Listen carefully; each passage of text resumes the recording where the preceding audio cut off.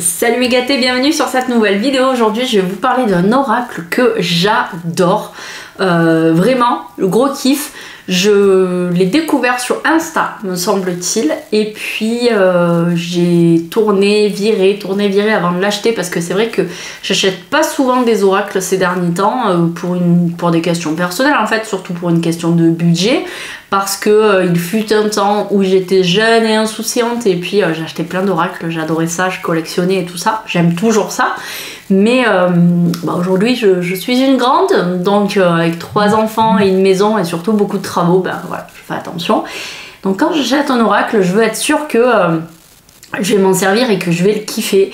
Et celui-là franchement il me donnait très envie, donc on va pas tergiverser, on va pas blablater 23 plombes, je vais déjà vous montrer ce que c'est, même si vous le savez déjà, vous avez lu le titre de la vidéo. C'est l'oracle de Marseille, il est génial. Alors moi en tout cas je le trouve génial. Il est sur des designs et des dessins type tarot de Marseille, mais c'est un oracle, voilà, il a plus de cartes que le tarot de Marseille. Il certes a des dessins qui ressemblent au tarot de Marseille, mais il n'est pas basé 100% sur le tarot de Marseille. On verra qu'il y a quand même beaucoup de ressemblances et de ressemblances, hein. Mais voilà, c'est un oracle, ce qui fait que quand on a des difficultés avec le tarot et qu'on préfère les oracles en général, ça va être un bon point.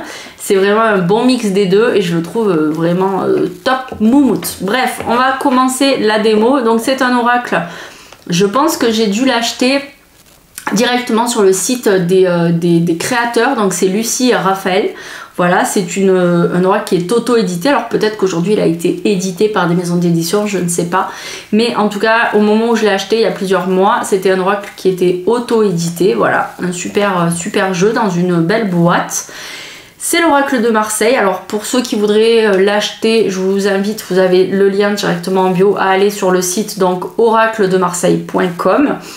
Voilà, et vous le retrouverez. Donc c'est un jeu qui comporte 78 cartes, donc je vous dis n'importe quoi, il a autant de cartes que le tarot, mais c'est totalement différent, vous allez voir. Voilà, il est génial. Donc c'est de Lucie et Raphaël. On a cette grosse boîte qui s'ouvre comme ceci, on a les cartes dedans avec un livret, mais le livre on le regardera à la fin. On a le petit ruban pour nous aider à sortir tout ça de là. On a le livret, donc on verra tout à l'heure. On va déjà commencer par regarder les cartes. Donc voilà le dos des cartes, hein, sur un design très tarot de Marseille avec l'œil de la connaissance. Voilà. On a des tranches qui sont dorées. Très belle tranche avec une jolie dorure, pas trop doré bling bling, un doré un peu beige et qui résiste plutôt bien ma foi aux affres des brassages, parce que j'utilise ce jeu assez régulièrement. Voilà, je l'utilise pas forcément au quotidien non plus, on va pas exagérer, mais je l'utilise plusieurs fois par semaine et franchement il n'a pas bougé. Donc voilà, et pour ceux qui regardent mes vidéos des messages quotidiens avec les cartes, vous le voyez souvent dans ces vidéos là. Du coup, ceci me permet d'introduire le fait que les cartes ne sont pas dans l'ordre, puisque j'utilise ce jeu et que j'avais pas envie de le remettre dans l'ordre, parce qu'après il faut quand même le brasser beaucoup vu qu'il a 78 cartes pour bien remélanger. Donc voilà, vous verrez les cartes dans le désordre. Voilà, ne m'en tenez pas rigueur. Allez, on est parti. On va regarder tout ça ensemble et on va commencer avec la vérité. Voilà, on va ensuite avoir les liens. On va ensuite avoir le bourreau, l'essentiel qui est une carte semblable au monde. On va avoir l'enfant, l'orateur, la curiosité, la force, la connaissance, le sauveur, le bâtisseur, l'équilibriste. Vous voyez, elle glisse bien, hein, et puis mon sol est pas droit, donc forcément ça glisse.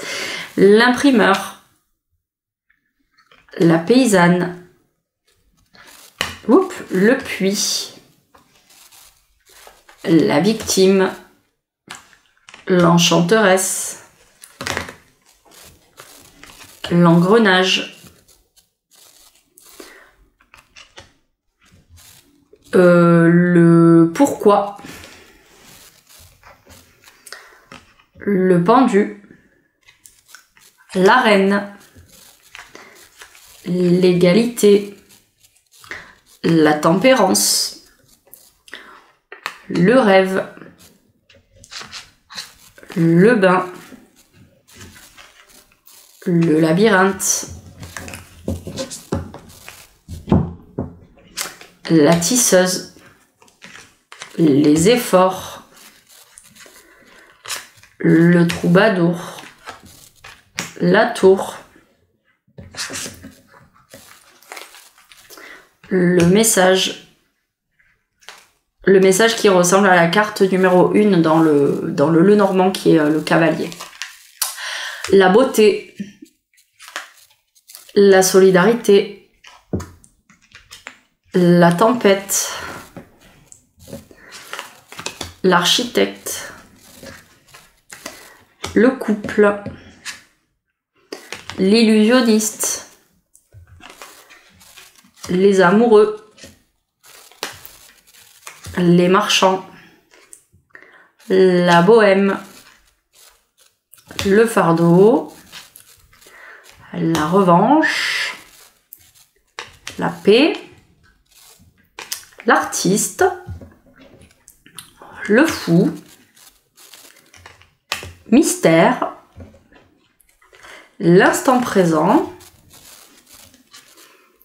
l'estoile, le pulse, ou le puzzle, je sais pas comment vous dites, moi je dis un pulse, la roue de fortune, l'aveugle, le voyageur, la carte, la clé, la carte bleue, la carte sans nom, la carte de garde qui est en plein milieu du jeu. Bon bref, m'en tenez pas rigueur. Voilà, on va la poser là. On a l'ermite, on a le changement, le roi, les compagnons, l'ivrogne, le choix. Alors l'ivrogne, ça me fait penser, j'ai lu il y a pas très longtemps une nouvelle fois le Petit Prince à mes enfants, et il y a le gars qui boit beaucoup de vin tout seul sur sa planète, ça me fait penser à ça. Le choix, le chariot, le soleil, le paysan, la justice, l'espérance, le royaume, le prisonnier, le cavalier, c'est Sleepy Hollow, l'animal, la lune, la liberté, la manipulation, l'arcane sans nom, qui n'a pas de nom, donc j'ai envie de l'appeler l'arcane sans nom, la contorsionniste, le théâtre, on va voir les croyances, la prudence, l'archer, la peur, et enfin l'esprit. Voilà, avec le numéro de l'infini. C'est très intéressant, il est très beau ce jeu, vraiment très beau. Le seul petit hic, c'est que du coup il y a beaucoup de cartes, donc pour mélanger c'est pas toujours évident. Voilà, mais hop là, on a la connaissance qui s'est fait la malle, mais c'est un jeu que j'aime beaucoup. J'utilise vraiment très souvent, il glisse bien, il se mélange bien. Voilà, mis à part le fait qu'il y a beaucoup de cartes et comme elles sont assez épaisses, ça fait vite un tas assez conséquent mélangé. D'autant plus que là, on n'a pas d'arcane majeur et d'arcane mineur, donc on ne peut pas se permettre de retirer une partie du jeu pour tirer. Et puis quand bien même, lorsqu'on veut faire de la divination, je trouve qu'il est quand même judicieux de garder tout le jeu. Voilà, voilà, mais c'est un jeu que j'adore. On va regarder maintenant le livret. Donc on a le petit livret Oracle de Marseille. Voilà, on a en fait dans ce livret, je vais y arriver, on a en fait dans ce livret l'oracle de Marseille, petites explications. On a le site internet. Les créateurs sont sur les réseaux sociaux sous le nom très certainement Oracle de Marseille. Comment poser une question, comment l'utiliser avec un tirage à une carte, un tirage oui/non pour les débutants.